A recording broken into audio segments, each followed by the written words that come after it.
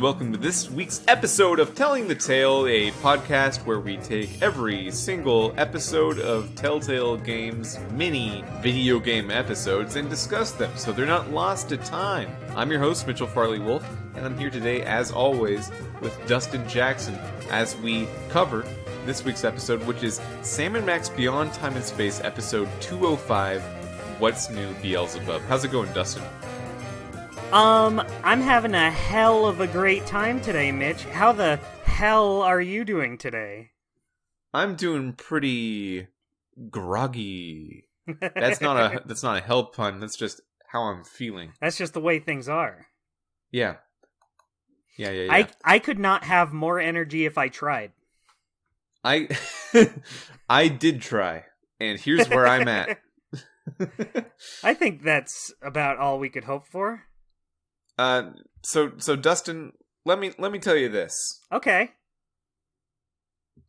I liked the episode, but I thought it was not the best one in the season. It was just really good. I agree. I think in terms of the whole season, I'd probably say it's the second worst, but that's just because all the other episodes just set such a high bar. Like, this whole season is pretty strong, except for Moai Better Blues. And I guess if you have to rank them, this is the one that would come after that. But I still like it a lot. It's still a good, fun episode. I felt like it was... That's interesting. I felt second worst. Wow. Yeah, just in terms of this season. Like, it's still better than a lot of the first season. I think the thing that stood out to me with this episode is there weren't a whole lot of lines, like individual lines that really made me laugh, but it was a conceptually funny episode. Like, there was a lot of ideas there that were really funny. Yeah, that's true. I wrote down maybe the fewest number of lines this season out of any episode for this episode. I didn't write down very much at all. I had a few, but yeah. But I still liked it. I still liked seeing where it was going, even if I wasn't getting, like, the biggest laughs of the season.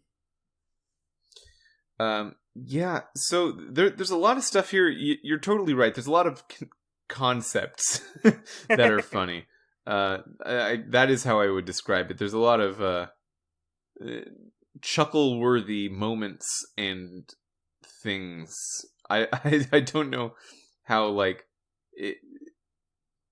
explosively ha-ha funny this episode is, but it does a really good job of tying together the season in a way that it kind of had to, because when you found out that all of the hypnosis stuff was Hugh Bliss in the last season, it, in a weird way, did actually make it make more sense. The actual mechanics of how Hugh Bliss made his plan work are bullshit and dumb, and that still doesn't make sense. But within the confines of its own universe's rules, it puts a closure on everything. Right. And in season 2, we were talking about this as early as 2 episodes ago, where Night of the Raving Dead didn't really have much to do in the larger scheme of how it all comes together. But now that we've seen it all come together, I think that's just because there's not much to represent that coming together. It doesn't feel like much when it actually does happen. Yeah. I agree. I do like that it all comes together in hell. I like the big twist of this episode. There is something... the big twist of this episode is something that really pulls together both season 1 and 2, kind of. That's true. I think that something that brings this episode down for me is that Chariots of the Dogs feels a lot more like the I don't know. It feels much more like the explanation for what's been happening in all 3 of the previous episodes. It brings the season together a lot. And then it just opens up this one other door. Just like one other door. It doesn't tie everything together. It's just one more mystery of where are these souls going? And it does answer that, but it doesn't. That like isn't attached to more things. Yeah, I get where you're coming from. It's just like it's almost more of a in terms of solving the mystery. It's almost more like a victory lap than the actual climax of the mystery. Yeah, and that feels weird to me for some reason from a storytelling pacing perspective, even with the twist at the end of the episode, which I guess we'll just say it right now. It turns out that the soda poppers have been behind everything. They've been the big bad the whole time, ever since episode 2, where you didn't celebrate their birthday and the mariachis didn't play. They were extremely mad at you for that, and they've been harboring a deep-seated hatred just the whole time. Yeah, I mean, can you really blame them? Yeah. Sam and Max were... Yes, I can. That doesn't make any sense. They should... Why would they even know about the mariachis at that point? That's a good question. Maybe they just knew. Well, I guess they are time traveling, so maybe in retroactively, every birthday by every person in the world has been celebrated by the mariachis. That's true. Wasn't there something about the mariachis making it so people don't remember? So they can do it every year or something? Yeah, there was. What was that? Was it like... I don't think they did anything supernatural to their memory. I think the way I remember it from last episode, which was only a couple days ago, I can't believe I'm already reaching for details. I was just thinking the same. So, for those listening, we played episode 5 a couple days after episode 4, because we just couldn't contain ourselves. We just had to see what was happening to Sam and Max. But I do not remember why people don't remember the mariachis. I think they just said it's not that big of a deal, so they don't they don't log it in their long-term memory for that long. I guess that's true. That's a good enough explanation. Yeah, they say it needs to be a big deal, but not that big of a deal so that you remember it for more than like a year. And then you see the mariachis again on your birthday again. So on the Soda Popper's birthday, because you're interfering with Embarrassing Idol in the last episode, preempted the mariachis being able to play for the Soda Poppers in that time period. They didn't get a happy birthday song, which means that they had, I guess, the worst birthday of all time, because every other birthday ever has had a mariachi time traveler alien come to play some songs. And they just didn't get one. The Soda Poppers themselves. Yeah. So that's a weird motive. But you know what? Sam and Max have fucked with these guys a lot over the course of the last couple seasons, so I can kind of get it. They have, but also that most of the time they were fucking with them has been when they were trying to do evil stuff. That's true. We find out in this episode that all of the things they've done in the past have been for nefarious purposes. At the time, it doesn't really why did they the Dakotas. It's weird that they started hating Sam and Max already.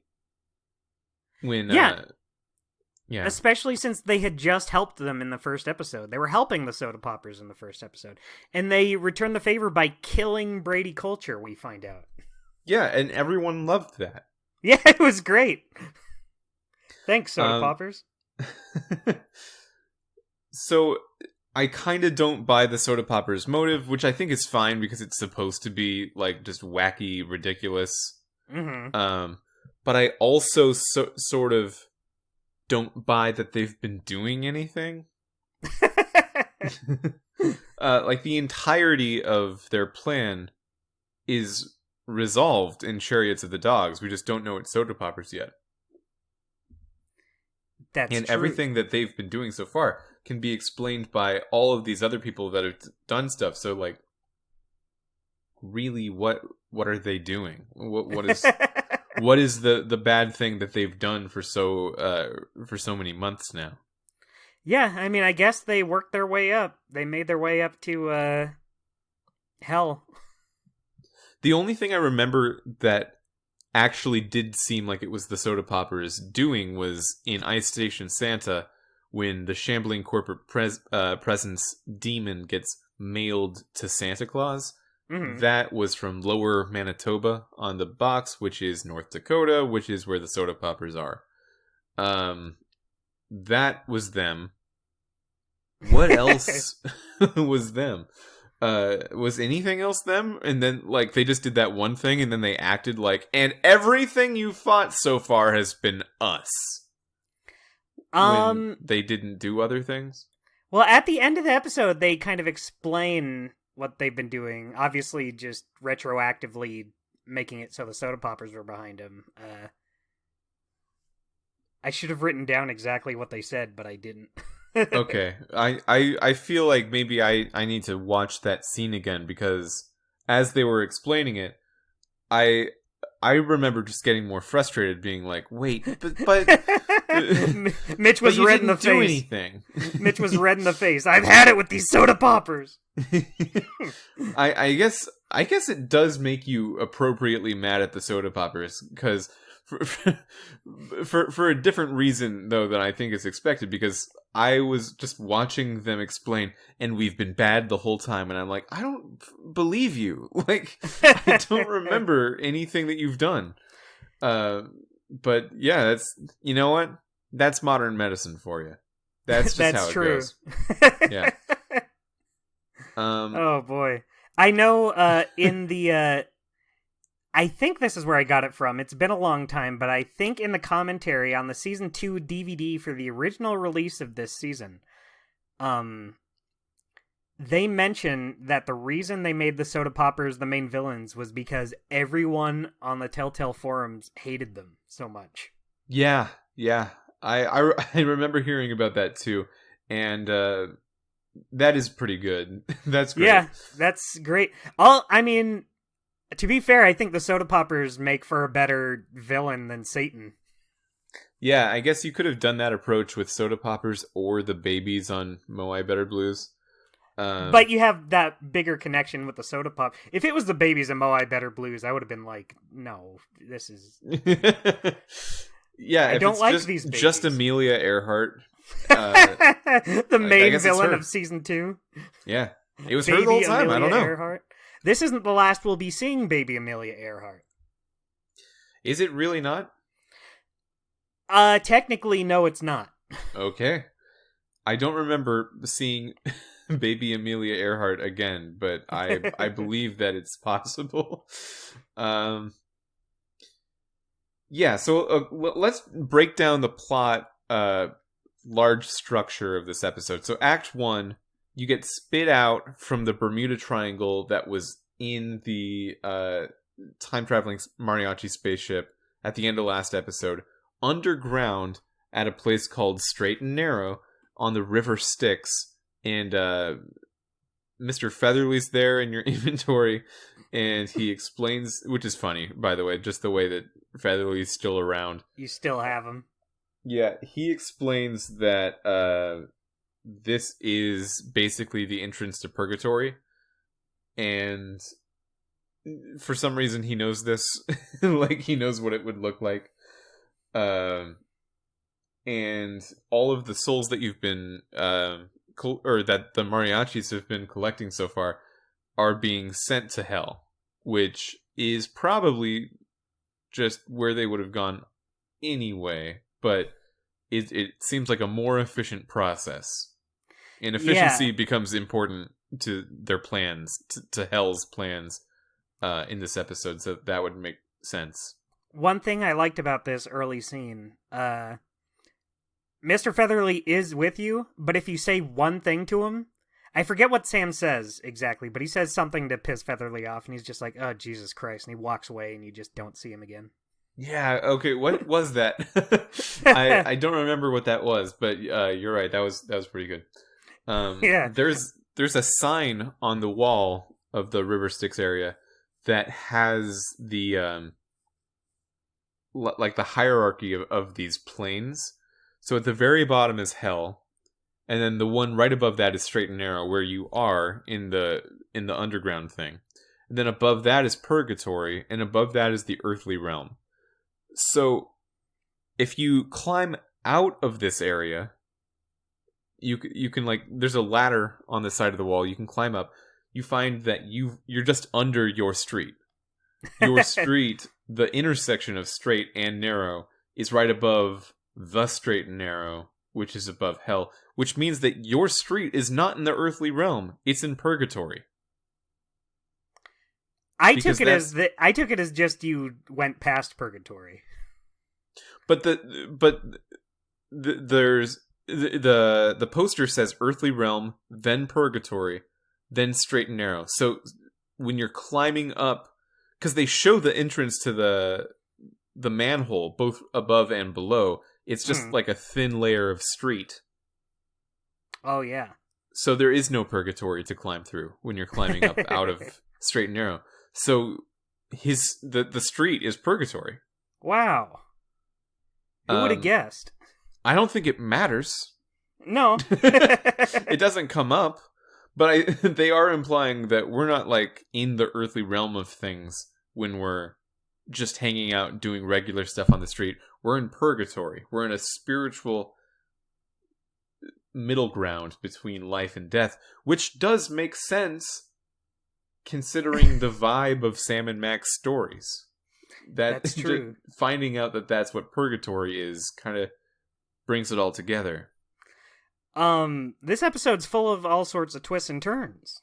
Yeah, and that one's just a poster on the wall. That one's not even an important one. The music in this episode is crazy. When you're walking up on the street and just down in the subway, the music's like, I don't know what it is they do with the music here, but this whole time I was like, this music is a little over the top, and I love it. Yeah, it's really good. Okay, so you go back up to the street. You find out that when you set up that vinegar baking soda reaction at the beginning of the last episode, you exploded the person who lives in the apartment above Bosco's, which is Mama Bosco. Mama Bosco was just living there, still in modern times, above the store, and you killed her. So now she's a ghost. Bummer. It happens. And in order to go to hell, to take the soul train to the place that you need to go from the straight and narrow, you need a token that is given to you when you die. And Sam and Max don't have one because they didn't die. And Mama Bosco lost hers in the explosion, so it's still up in her room. So you can get that and then use that token to go to hell. And so that's Act 1. At that point, it does the title sequence, and it says that this episode is also known as Sam and Max Meet the Father of Lies. I forget if I've mentioned it or not at this point, but I love the opening for these episodes. It's really good. It's very 1960s pulpy TV opening. Mm-hmm. The visuals and the music just come together to make something oh so special. Yeah, it's great. What do you think about the fact that you killed Mama Bosco? I think it's fine. You didn't know. Sam and Max didn't know they were gonna kill Mama Bosco. Yeah, it's the fact is before this she wasn't even a character. So the fact that she's dead now, it's like, oh, okay. Well, we didn't even know you were alive. So yeah. We also find out this episode that the reason Bosco has been so paranoid the whole time is because Mama Bosco hired someone to find the person that wrecked her store in the 60s, which was adult Bosco. So Flint Paper, for the last 40 years, has been tracking down Bosco and watching him all the time. And as a result of that, Bosco has developed a very fairly acquired sense of paranoia just all the time. And Yeah. It turns out that it was a big misunderstanding. Mama Bosco didn't mean to send Flint Paper after her own son. But when they find that out, Bosco does not take it well. He's like, that's my whole life. That's my entire personality has been about running away from the people watching me, and it's just been you the whole time, just because of a misunderstanding. And he does get over it pretty fast. He gets over it pretty fast, but like you can tell something cracked. Yeah. Something cracked in the back of his mind when he found that out. Bosco's that's a pretty deep. Bosco's a pretty sympathetic character when you think about it. It turns out like this has all been justified for. He had a reason to be paranoid, and then it turns out it was over nothing.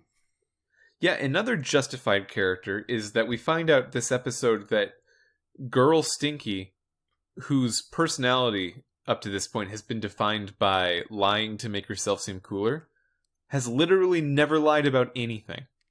Yeah, she just didn't know. She said Specs told her the answers for that first episode quiz. Yeah, the trivia thing. She got bad answers, but everything else, she's been 100% honest with. Yeah, she did not. We also find out she did not kill Grandpa Stinky. Yeah, she didn't. There is a twist with her though, which is probably my favorite twist in the episode. Speaking of things that don't make that much sense, but are fine. Yeah, so Stinky, Grandpa Stinky, the original Stinky, Jinky. Jinky is a good name. He's not just a chef. He is a chef of the culinary dark arts, which he says a few times before this point, but it never means anything. He's just a master of the dark arts in culinary fashion. But he explains what it means this time by uttering the phrase, "cake of the damned." Girl Stinky turns back into her true form, which is a cake. She was a cake. Grandpa Stinky made her as a cake, and then he raised her and taught her right from wrong as a cake. And that's how that happened. That's just the way things have been. It's funny that he says he's a chef of the culinary dark arts. All he did was make a person. That's not that bad. It's not even someone he really likes or gets any use out of. I would argue that this is an extreme dark art as opposed to everything else that happens in the culinary world. This is a big jump. That from making a cake to making a person, I would say that this is maybe as dark as you go. That is a big jump. I'm just saying, like, it's not like either Stinky does anything that malicious with this whole setup. Girl Stinky is not a dangerous. She's just a cake. I want to come back to this because it's related to something that happens later in the episode. But you take the Soul Train down to hell, and you try to get a meeting with Satan, but he's just a really busy office guy. Hell turns out to be a bureaucratic white-collar office. It's funny because this exact same setup, hell being like a business, an office job, that is the exact same premise of a show on Adult Swim called Your Pretty Face is Going to Hell. It's like exactly the same thing. Yeah, it's also the premise of The Good Place on NBC. It's also like taking a vaguely abstract spiritual concept and reskinning it as a Western, boring white-collar office job is in a lot of stuff. It's the plot of Pixar's Inside Out, although that's not hell, that's like your psyche. It's in a lot of different stuff. It's in that one episode of SpongeBob where he needs to forget about everything except fine dining and breathing. I got nothing on a name. Yeah, it's just like a really, really common trope And I feel like if it were done nowadays, it would feel a little more cliche. But at the time of Sam and Max, I felt like it was new. I feel like that was one of the first things I had experienced with that sort of idea, at least for Hell. Yeah, I suppose so. It's probably it's probably before the big explosion of it. I think the show The Office made people much more want to work in that narrative area, and that probably helped it become a really popular thing. I would say that if you did it now, you can't get away from The Good Place. The Good Place has become such a popular show, and it was like so big for the time that it was on TV that it probably owns that trope now. I don't think you could do it again without eliciting comparisons to The Good Place. Yeah, I'm glad Sam and Max got it that? out. I haven't. I've heard of it, though. You gotta see it. I think you'd like it. Thank you. It was a compliment. I don't know why I thanked you for that. Sorry, what were you gonna say? I wasn't gonna say. Okay. So the people that work in Hell under Satan are pretty much everyone who's ever been a villain in all 11 episodes that we've played so far. You got Hugh Bliss, you got Jurgen, who's the receptionist. You've got the shambling corporate presence, who's when it was mailed to Satan, really changed some stuff around in Hell. The shambling corporate presence made it. That's why it's an Office thing. That demon sort of just redesigned all of Hell in its own image, and now it needs to work at a higher level of efficiency, which is what they've been doing. Brady Culture is there. Mr. Spatula, the fish.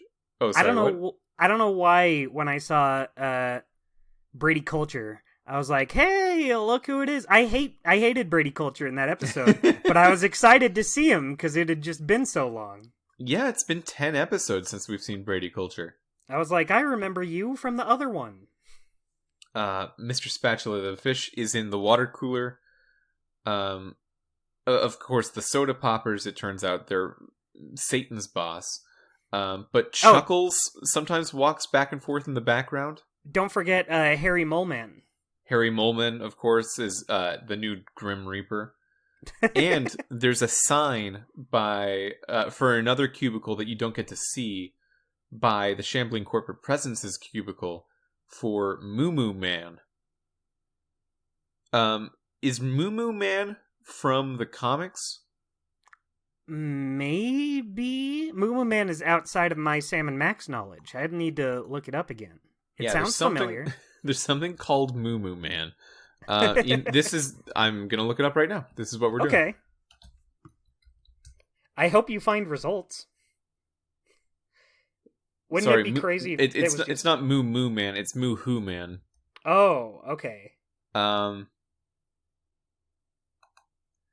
So here's a Telltale .com forum post that says, I'm not sure if this has been discussed before, as a cursory Google search only turned up hopes for a Moo-Hoo Man appearance on these forums, but I found a tombstone in Night of the Raving Dead that next to the sombrero tombstones, which says Moo-Hoo Man 1972 to 1978, peace at last. I don't know who Moo-Hoo Man is. I don't get the reference at all, but I figure someone will take solace in this discovery considering all the hopes and speculation about it.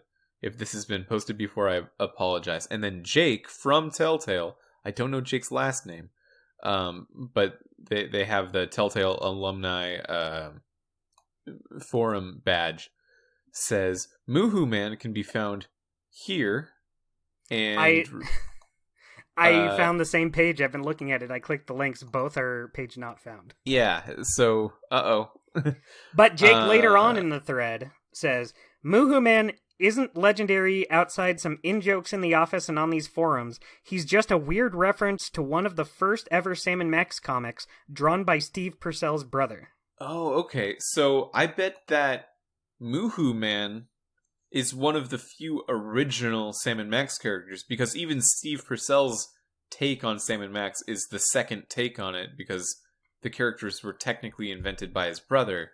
Yeah. I wonder if there are any other characters other than Sam and Max and the Moohoo Man that made it, like, into further Sam and Max things. I guess so, and even then, Moohoo Man is only referenced by name. Yeah, I guess I don't know if he counts as having made it. I'd love to put the Moohoo Man in something. I don't know what it is. I still haven't seen it because of that page not found situation on the forums. But I bet he's a guy with a cow udder. That probably makes sense. And he wears like a cow mask on. I bet he's dressed like Smiley in the Great Cow Race. Just a crappy cow costume? Yeah. I like that. But just a guy. Just like a weird, creepy guy instead of Smiley. Just a weird guy in a cow costume. Yeah, I bet that's him. He's the Moohoo Man.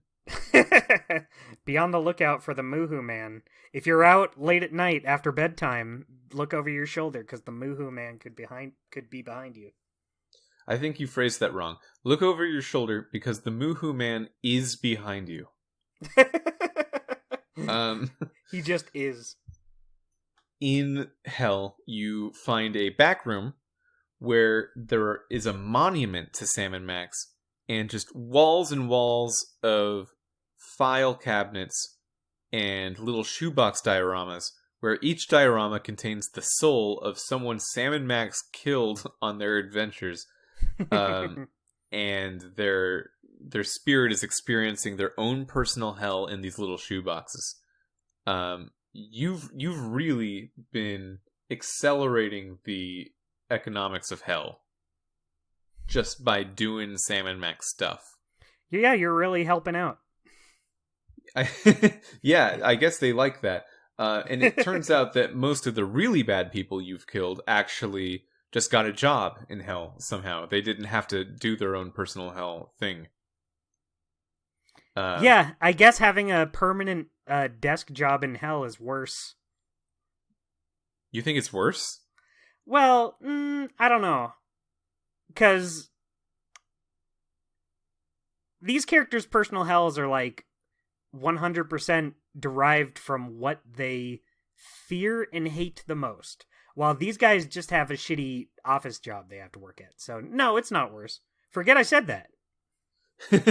Well, yeah, these personal hells are really not a problem. These personal hells, like one of them is Santa. He's doing what he actually likes to do. He's just in a room with a baby, and he hates babies. And and you can't kill it because it keeps respawning out the present chute.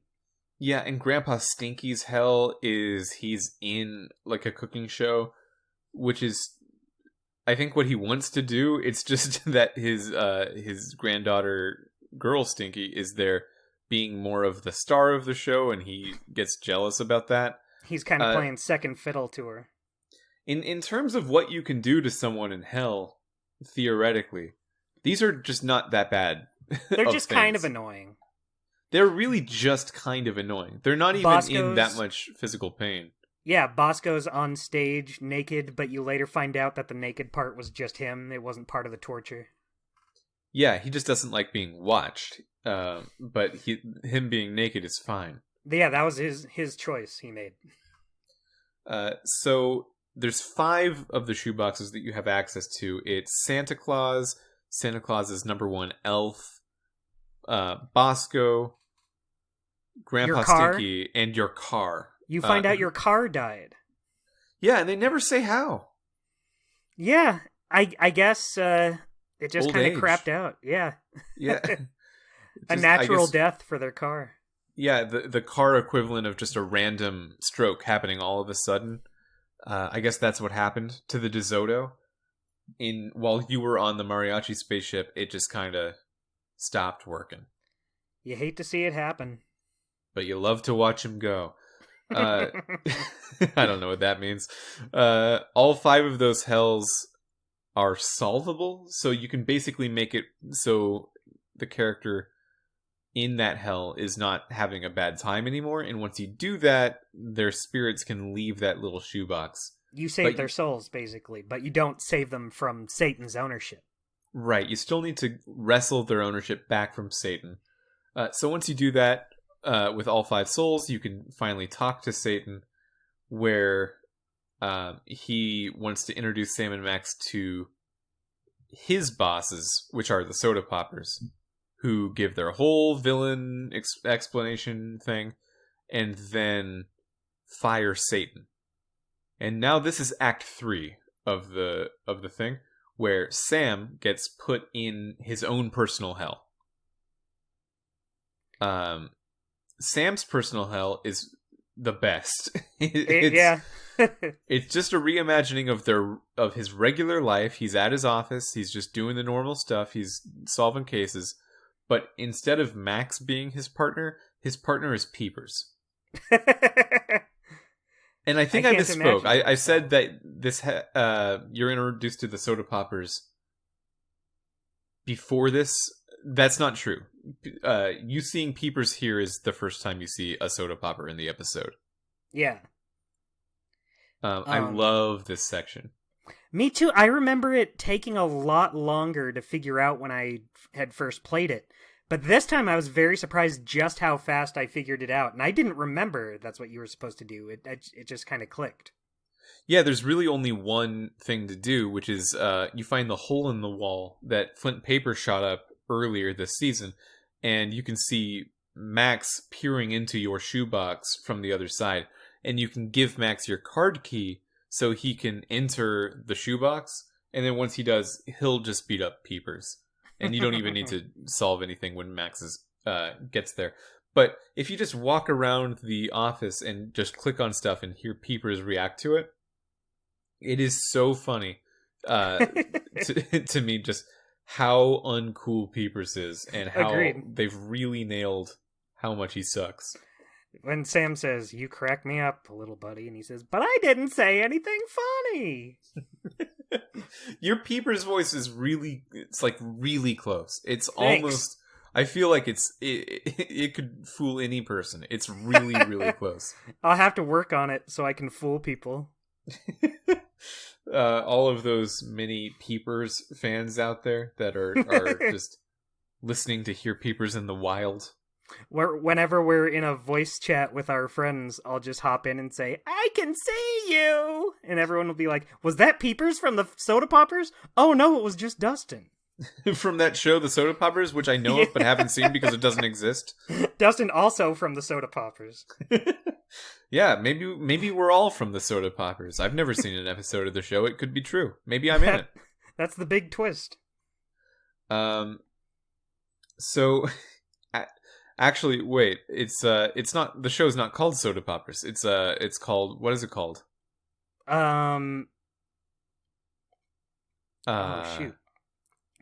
I don't remember. I remember more than jerks. More than jerks. That's it.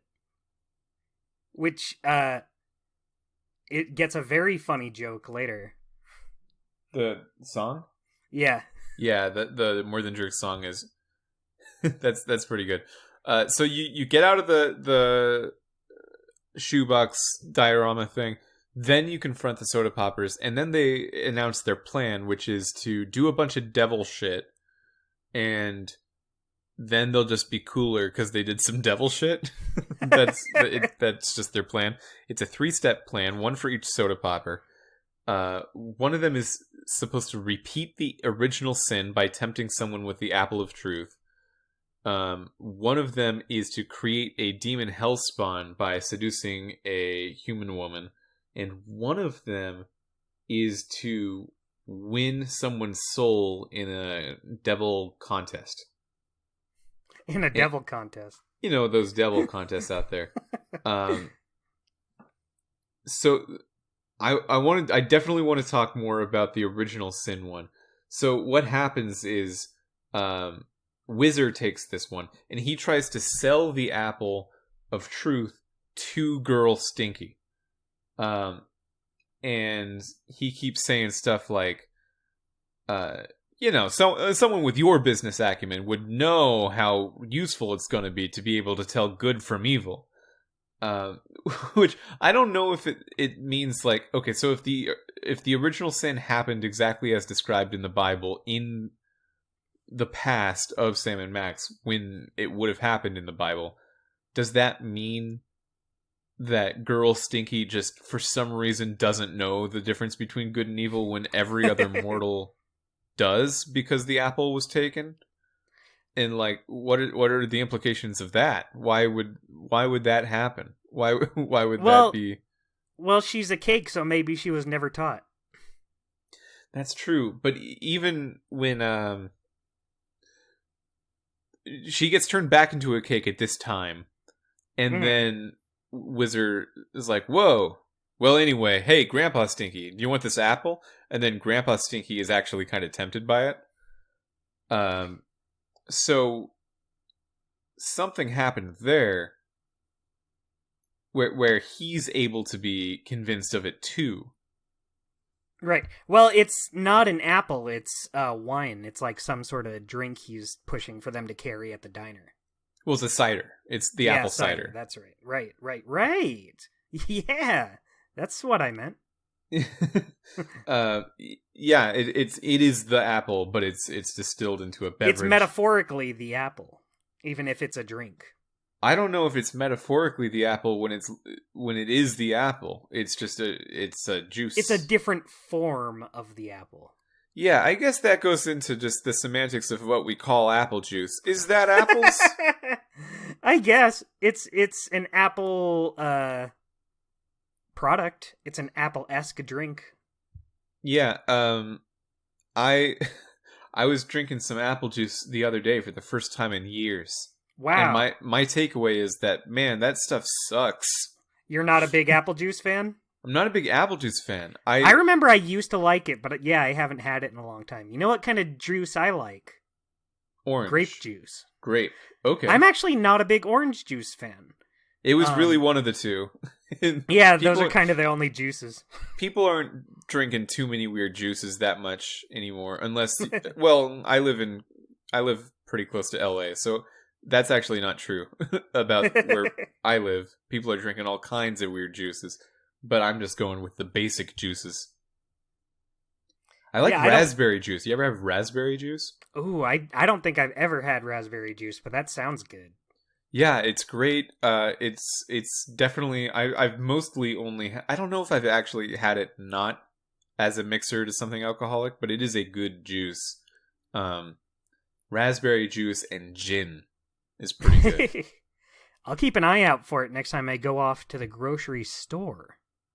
I don't know if I've seen it in a grocery store. I've seen it mostly only in bars. But if you do see it in a grocery store, give it a whirl. A whirl. A whirl. So Stinky explains the mechanics of the Cake of the Damned, which is that he combined a breakfast, an entree, and a dessert all into one dish like a madman. And that's the Cake of the Damned. And in order to spice it up just to that next level of being a sentient creature created by the culinary dark arts, you need to add an appetizer. And he added a spare rib. So that's another creationist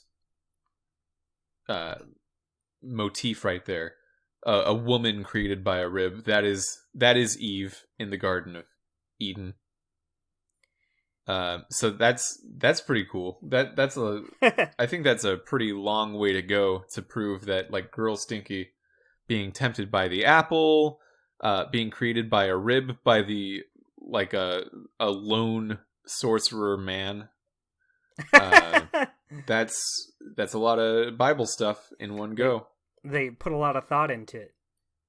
Yeah, it's this kind of thing that makes me like reanalyze the season finale of last season, where it was revealed that Hugh Bliss was the bad guy, and we talked about it a lot on the show already, but it has a lot of potentially homophobic implications. I think both of us landed at the idea of it wasn't intended to be that way, but it does carry this potential baggage. But now I'm looking at like all the stuff that they're able to do with the clever writing for comparing Girl Stinky to biblical Eve, and I'm thinking like, did they really? Because they're pretty clever writers. Did they really not see that? I don't know. Maybe I still want to give them the benefit of the doubt. Maybe they just got more clever as season 2 went on. Potentially. Maybe season 1 was just meant to be a silly thing, and then season 2 they were like, okay, we kind of got the hang of this. Let's put a little more thought into these stories. I do think they've got more clever as time's gone on. Each of these episodes feels like a self-contained into one entire season one's worth of like cleverness and theming and storytelling. Yeah, you could have probably gotten like a whole season out of the time travel episode last time. Yeah, the time travel episode, I think the Santa thing is like a really condensed good story. Yeah, you could have done like a whole. Great. You could have done like a whole season based on like holidays or something with Night of the Raving Dead and Santa, but well, they did because it's Christmas. I guess I guess Moai Better Blues is not a holiday, and neither is Chariots. Chariots is birthdays. Oh right.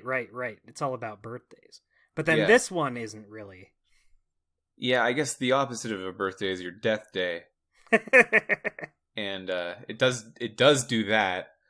I don't know if I'd call it a holiday though. No, I'm not going to celebrate it probably cuz I'll be dead. Yeah. Everyone else is invited except me. So creating the demon Hellspawn is Peeper's job. He tries to do it with Sybil. He tries to seduce Sybil, and it's very funny. Sybil's almost into it. Sexy Peepers is something I had that as my AOL Instant Messenger icon for a long time back in the day. Is that real? Yeah. Wait, really? AOL Instant Messenger, I had Sexy Peepers as my icon. Oh, you got to bring that back for Discord. That's great. I will. After this, I'll change my icon to it. Yeah, maybe I'll do one from this episode too, because there's some good stuff. Yeah, it's like I said earlier, even if there aren't like a whole lot of specific lines, there's still a lot about this episode that's funny. It's just more in what's happening rather than what's said. Yeah, I think I like this one more than even Night of the Raving Dead, just because of how much stuff it has going on. Mm-hmm. And it's really solid. It's just like a really solid Sam and Max episode. And the fact that it's been outdone even twice on this season alone makes it feel weird for the final episode of the season, but it's still good. You find out that Peeper's real name is Dick Peacock, and you say that name, and then he reverts back to his true form, which is a theme this episode. If you say someone's true name, they revert to their true form. Happens with Girl Stinky, whose real name is Cake of the Damned, and it happens with Peepers. So you do that, and then Sybil sort of snaps out of it. The last one is Specs, who's trying to win a soul in a demons contest, and he's picked Chippy of all people, which is a really Chippy, good way to root against Specs. Yeah, Chippy. From what I remember, Chippy's the one who stepped up to it. Chippy wanted to do it. I think. Well, it was offered by Specs first. Yeah, and Chippy's like, guys, don't worry, I got this. Yeah, if Chippy wins, he gets a golden fiddle, which he cannot play because he does not have any appendages. But if Specs wins, he gets Chippy's soul, and he's excited about this because this is going to be disruptive to the Afterlife game because no one's taken like an electronic appliance's soul before. This is a new thing for him. So if you take one of the Minesweeper cartridges, which are just buried underground for some reason, and you plug it into Chippy, that's got a fun song, and I guess it's good enough to beat Specs' fiddle playing. And yeah, I think it is. That's a good song. Yeah, it's a really good song. And Chippy wins the battle, and then Specs is disappointed and goes back to hell. So Chippy does not get the golden fiddle and is audibly upset about it. And Kurt from Cops says, come on, what were you going to do with the golden fiddle? which I really like. That's a funny moment. The cops just always bring it every episode. I will say, this episode probably had the most difficult of the Pimp Like Car challenges. Yeah. Shooting the rats. You can't control the car anymore because it's possessed by a demon. Mm-hmm. So you can only control the shooting. Did you get all the decals? Yes, I did get all of them, but it was noticeably harder than all the other ones, which were all pretty easy up until this point. Yeah, yeah, for sure. But I couldn't tell if it was the game that was hard, or if it was just this version. I'm playing on the Xbox version, and I feel like the cursor is very sensitive on the Xbox version. It goes flying. Yeah, you're moving the cursor around with the sticks, right? Yeah, so it's pretty hard to aim at those rats. Oh, okay. It was pretty all right with a mouse and keyboard. It was not that bad. Yeah. On PC. That makes sense. It was noticeably harder, but it wasn't that bad. I guess if you're going to have a hard one, it's best to have it at the last episode. Did you notice that Chariots of the Dogs just didn't have one? And it's the only episode of the season that didn't have one? It's weird that, so there's an achievement on the Xbox One for getting all of the car upgrades and decals, but it's weird that you get them in every episode except one. Yeah. I kind of wish they had a scene in Chariots of the Dogs where you could, just have the cops be somewhere and they had a game for you, but it's not a big deal. Yeah, even if it wasn't driving, just something to get a decal, because the decals were in all of the episodes. Mm-hmm. Having them on your car proves that if only just to yourself, it proves that you've been around and you've been doing stuff. Yeah, it's just a little strange that all except one episode have them, but, the season's not, any worse for it or anything. So, after thwarting all three Soda Poppers' plans to do just general devil debauchery, you go to hell again for the last time, and then the Soda Poppers use the power of what they call the bell, the book, and the candle, which are it's just regular bells, books, and candles. I guess it can be any book, any bell. It's not important. To summon Sam and Max to this volcanic pit, which is where you find future Sam and Max in episode 1 of this season. It all comes full circle. I love this. I think it was really well planned ahead. Because they say the exact dialogue they said the first time, and then they're just gifted the Santa's sleigh, and they can fly out of there. And as they fly out of there, they freeze over hell, and everything that they said would happen when hell freezes over throughout the season suddenly starts happening. So things that have been attached to the idea of hell freezing over is Sybil asking Max to officiate her wedding. So Max answering the phone. Yeah, Max getting to the phone before Sam. He has a good line about that. The commissioner apparently says something to the effect of, "Wait, why didn't Sam answer the phone?" And then Max just goes, "I don't know. He just let me. It's weird." And Max got a Nobel Peace Prize, which is also something that they said would happen when hell freezes over. So all of those things were made good because they did serve ice cream in hell, and it froze over. things that definitely did not need to be brought full circle, but were, because they are just really clever like that. And you get in... So I think it's Satan and the Soda Poppers having a snowball fight with each other. And while they're distracted, you use the bell from an ice cream truck. The book that the Chamberlain Corporate Presence is reading, he just closes it, and then that counts. And then you get the candle and put it in a tar cake, which you make out of the tar sample that you've had in this inventory for like an episode and a half. Fish sticks made from Mr. Spatula, so you kill Mr. Spatula for this.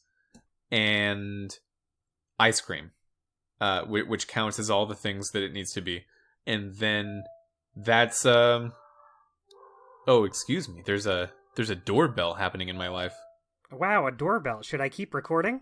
I'm just gonna keep talking. I'm not even gonna edit it out. This is just how I'm doing it. You make the cake of the damned. You put the candle in it, and then you trick them, the Soda Poppers, into lighting it and blowing it out because it looks like a birthday cake. And you know it's their birthday because they described the embarrassing idol thing happening as 1 year ago today, which is a hint that, like, it's their birthday, and they'd really like someone to celebrate their birthday. The mariachi even shows up. It's great. But then they blow out the candles and doom themselves to falling into the volcanic pit. And that's the episode. And that's the season. Who would have guessed, huh? Who would have guessed we would have gone out with the Soda Poppers? Except for us who have played it before. Yeah, except for us who remembered it the whole time and who were definitely not surprised. A few things happen after that point in the episode. Satan reconfirms that Sam and Max will die soon, which is not made good on this season, but is eventually made good on, probably. So at Sybil and Abe's wedding, which happens during the credits, they let Sybil and Abe borrow the DeSoto for their honeymoon, which is very uncharacteristic of Sam and Max. And there's like this question of whether they can trust the car to not kill them, which I don't know, maybe not. And then they show the Soda Poppers in that pit, and they're like planning to get back at Sam and Max. They're scheming. They're saying, "You haven't seen The Last of Us." And then the Bermuda Triangle from episode 2 that collects all the lava from the volcano opens right above them and completely melts them. Just down to nothing. They are absolutely not coming back. In the lava. Yeah. That's them. They're gone now.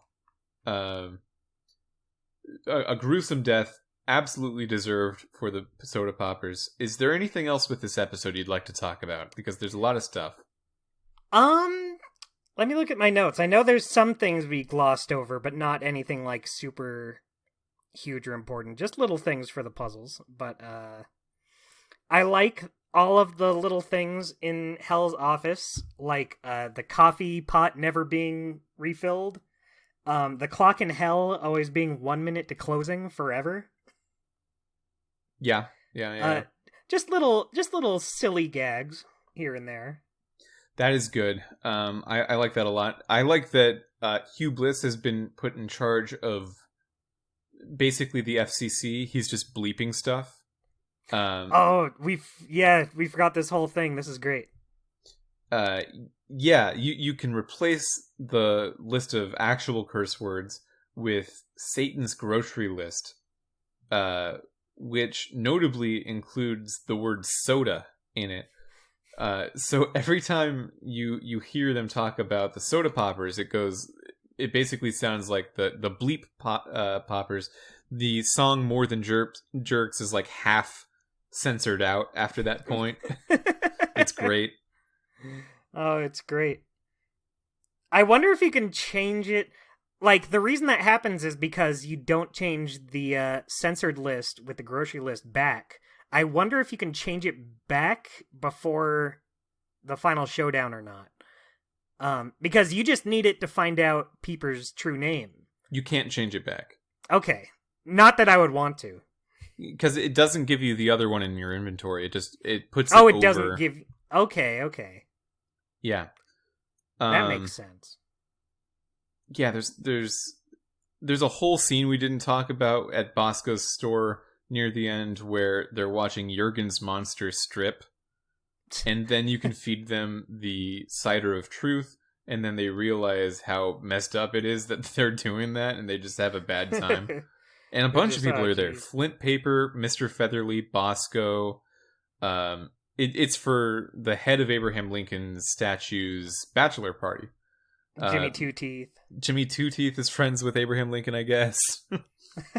Oh yeah, Jimmy Two Teeth's son dies in this episode. Yeah, and you make him go to hell. Long. Yeah, not for too long. He's brought back, but still.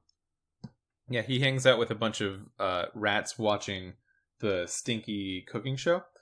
And... yeah, for being sent to hell, he's not really having that bad a time. He's just watching it like, oh, I love this show. Yeah, he's excited about it. I really like that every time they show a bunch of rats, there's still some skin bodies, even though that was like episode 3 of season 1. Yeah, they're either still with the skin bodies or they just liked the look and feel. Yeah, they're like gradually thinning out of the rat population, but they're not gone yet. They're just sort of slowly removing themselves. And that's what leads to the cops game, because not only did you release those rats, but you released every other rat in hell, including the ones that were supposed to stay there. Yeah. Oh, so the Minesweeper cartridges under the town. Sam makes a comment about how he heard a rumor that there were a bunch of old video game cartridges buried down here, but he thought it was in the desert. This was like 7 years before the actual confirmation of the real world rumor that's based on, which is the ET Atari 2600 cartridges that were buried, hundreds and hundreds of thousands of them, buried in Arizona or New Mexico, one of the two, because they couldn't sell enough of them. It was like a huge secret for decades. And this is referencing that even 7 years before it was confirmed to be real. So at this point, it was just kind of an urban legend, right? Yeah, it was just an urban legend, but like people still talked about it. Yeah, because there was really no way anyone was going to find them accidentally. People had to look for those cartridges, and that's because they were caked over with concrete, like 10 feet of it. Right. They weren't just buried; they were entombed. They were actively locked away. Yeah, I always wanted to go there and dig up a cartridge, but I don't think it's possible. I don't think they let people do that anymore because the state government was pretty mad at them for taking all that time to dig it up, and they didn't even get all of it out of there. They should be happy you want to help then. Help them get rid of them. Yeah, but it's like a lot of construction work that needs being done because it's just so much concrete and it messes with the land. That's true. Well, Mitch, I'm sorry. Maybe it's someday okay. You'll get your dream. It's okay. I bought a cartridge of E.T. at the store and I pretend. I do a pretend about it. I'll just hit this with a hammer a couple times and pretend it's been buried underground. Yeah, that's my move. That's basically what I've got. I'm ready to jump into segments if you are. One other gag I liked in this episode is we find out that so Timmy Two Teeth has his Tourette's, but we find out that none of the words that are bleeped out are actual swear words because you block the poster of words to bleep out. All of Timmy Two Teeth's dialogue is unbleeped, but that's fine. He just says stuff like, I'm having a really heckin' great time. He doesn't say that, but it's similar to that. He says like freaking sweet like Peter Griffin does. He says it his that hero. way. His hero, Peter Griffin. Anything else? No, that's about it. So let's jump into our segments. First, as always, is linguistic gymnastics. Dustin, I've got like 2 lines. I really don't have much. I've got a few. I think I have a few more than you, but you go first. So when Sam finds out that Stinky's been a cake, he says, "Stinky's the last person I would have thought was secretly a cake." I missed that line. Others, which is good. That's a very good line. I would have put that down had I gotten that line. Sybil's planning her wedding with Abe. So if you go there, she's got like a bunch of wedding stuff. If you click on the cake samples, Sam goes, "Cake at a wedding? Okay." I had that one written down too. Oh, sorry. And there. I have one more, and that's down on the straight and narrow. A bunch of mole men are just there doing tunnels and stuff, and one of them, if you start to talk to him, Sam goes like, "Hey, have you seen?" And then he gets cut off like mid sentence, and the mole man goes, "Hoo-wee, yous really know how to fill out a suit." and then Sam goes, "What?" And that's like the whole conversation. I think the exact line is, Sam says, "Well, I never." "Yous really know how to fill out a suit." I like his voice a lot. And that's it. That's what I got. Well, those are very good lines. Yeah, I guess I had a couple. One is when Sybil tells Sam and Max that she and Abe are getting married, and Sam responds with, "Congrats, I guess." Yeah. Yeah, I guess that perfectly sums up my feelings towards Abe Lincoln. Yeah, for sure. Definitely. It's cool that Sybil's happy, but it's not that cool. Congrats, I guess. Let's see. Oh, the next one is when you're in Bosco's personal hell. And I think it's when you talk to Demon Mama Bosco. She says, "I'm watching Bosco suffer eternally. Isn't it great?" And Sam says, it's okay. Yeah. Let's see. One is when Timmy Two Teeth dies, and you look at him. Sam says, "He's in a better place." Just kidding. He's in hell. Yeah, that's good. And I think the last one made me laugh. It's not the... Oh, no, this one's funny. It's during the bachelor party, when everyone's drunk and having a great time. And you talk to Mr. Featherly, who's just absolutely losing it. He's the least good at holding his alcohol. I forget what Sam says to him to start it, but Mr. Featherly's getting real mean. He says, "Shut up! You don't know my world." I clocked that as being something that Dustin would like. I like the idea of a talking chicken having a world that's dark. Yeah, he does. Yeah, I think that's all I got. That's what Jurgen likes about him. That's true. Now I see it. Now I get it. Yeah, that's many all lines. My lines. Yeah, I think it's okay just because this episode had so much else going for it. I would have liked some funnier lines, and I think that's why I put it below the other episodes. I also feel like Chariots of the Dogs just raised the bar so high for me that this episode kind of feels... I don't want to call it a disappointment, but it does feel lesser. It kind of feels like, well, we played the best part of the season. Now we have this episode, which is still good. I don't want to sound... It's definitely no Moai Better Blues. It's just that this whole season, except for that one episode, are so good that I guess I just have to put one of them below the others. Yeah, I guess that's fair. I think that I like this one more than Night of the Raving Dead. I would put Night of the Raving Dead below it, probably. I don't know if I would. I think Night of the Raving Dead just had so much going for it, but so did this episode. So it's kind of hard. I think I put them about next to each other. Yeah, I think that's fair. Okay, so our second segment is Potent Pickups. What is yours?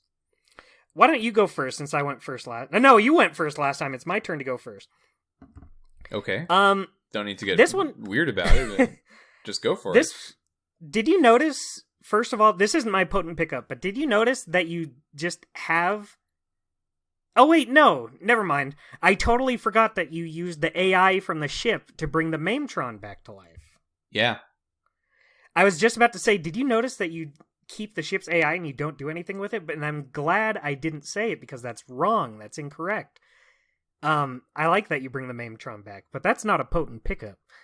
My potent pickup this week is the grocery list. That's a good one, yeah. Yeah, just because you get so much out of the results out of it.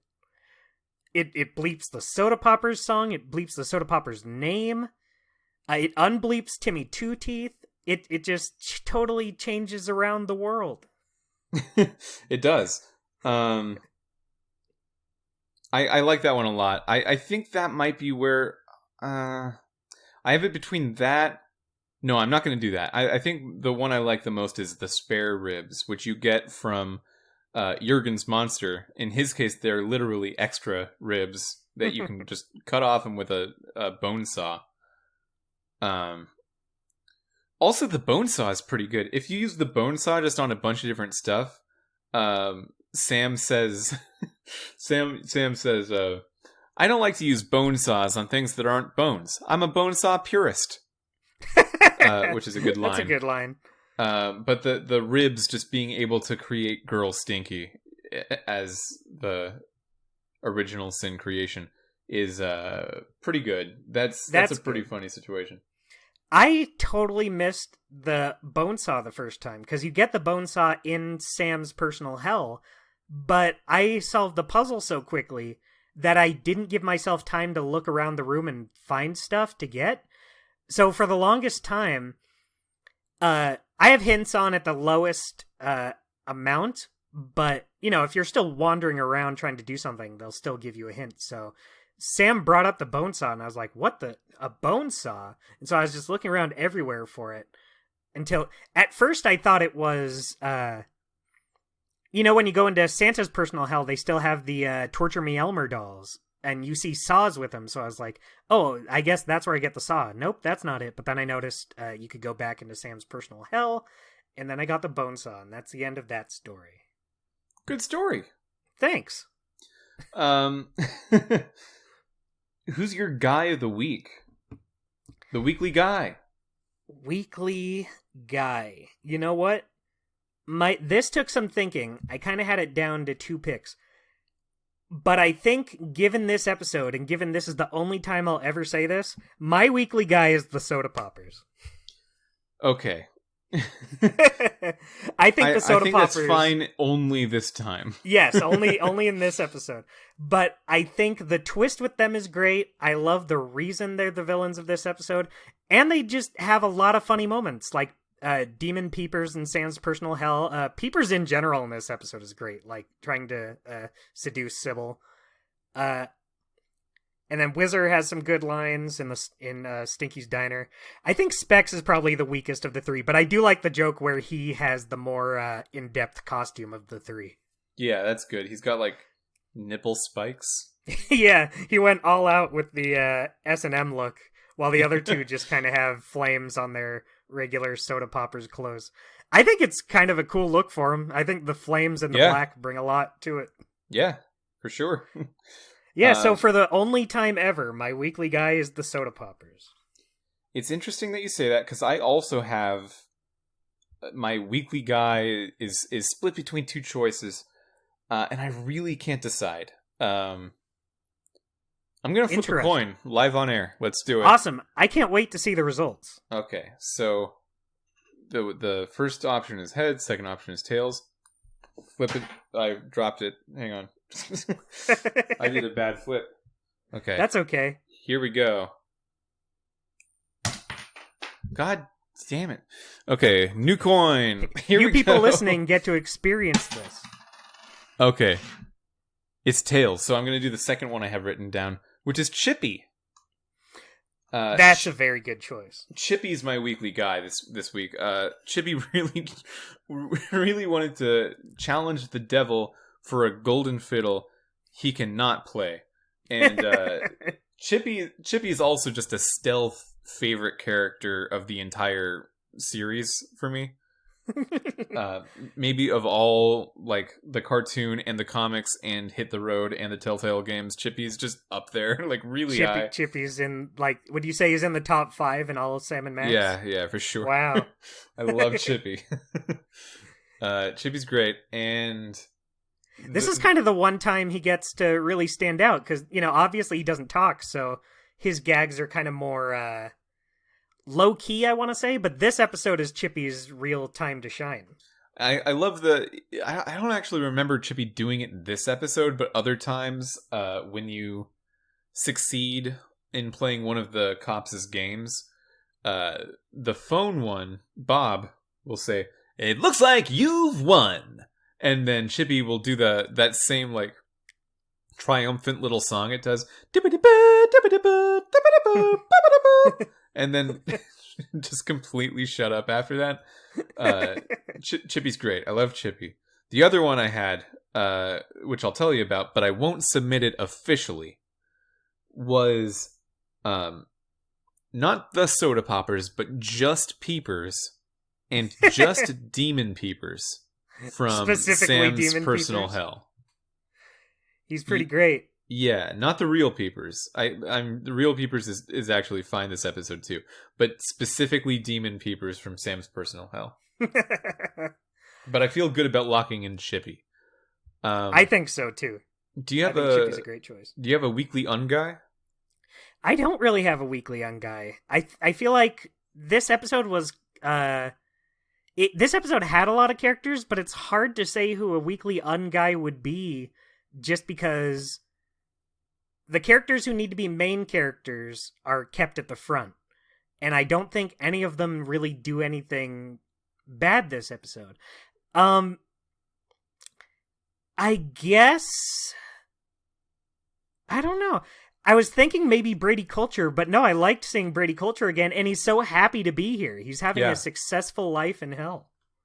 I think my weekly unguy might be Hugh Bliss, because they've gotten rid of so much of Hugh Bliss's personality in his appearance this episode.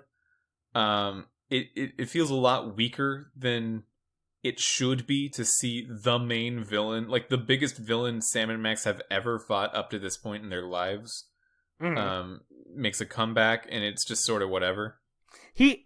I kind of like that, though. I like that he even forgives you. You apologize for killing him, and he says, "It happens." Yeah, it does happen. Once at least. Yeah, so that's my. You don't have anyone? I almost don't have anyone. If it's not, I don't think I can say a weekly. No, you know who I'll say is the weekly unguy is Santa's elf in his Personal Hell, because I don't like his teeth. I don't like that character. I think the character's fine. I just don't like looking at him because I don't like his teeth. Yeah. He looks like a weird monster. So that's been our episode, y'all. We've been happy to have you listening, and we've been happy to have you throughout the last 4 games we've played. Sam & Max Season 1, Telltale Texas Hold'em, the 2 Bone games. I guess that's 5 games.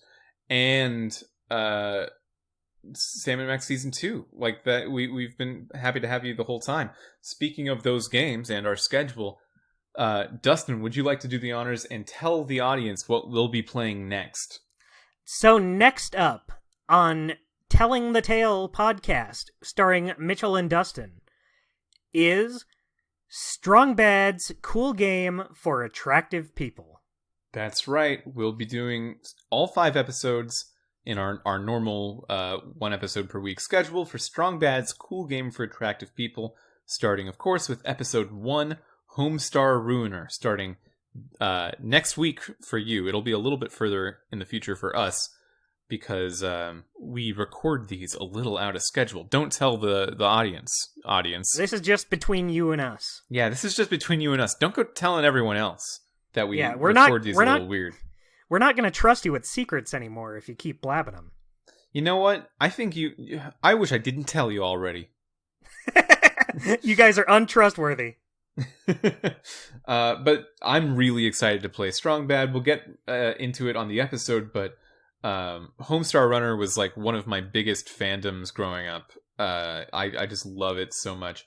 So playing the one major Homestar Runner video game, actually, I would not consider that to be the case.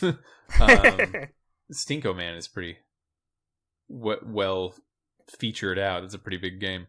And Thy Dungeon Man? I guess there's a lot of Homestar video games, but this is the big major release of Homestar video games. I'm excited to get to it on the show. We'll have a lot of it'll be the opposite of Bone, where we'll have a lot of back history to talk about, because I know you watch a lot of Homestar too. Yeah, I think we're both pretty big Homestar fans, which is weird because I have not played beyond episode 1 of Strong Bad's Cool Game for Attractive People, and I have no idea why. Wow. Yeah, I don't know why I just never played the rest. But I'm very excited. The last few episodes of this season are, I really like them. Is just what I'll say ahead of time. Until then, Dustin, where can people find you? You know what? I think the people out there can find me on Twitter and Instagram at AmazingDJDustin. And that's spelled how it sounds. And you can find me on Twitter and not Instagram at TheWolfFM. That's at TtT014 FM. And until next time, see you later. So long, goodbye.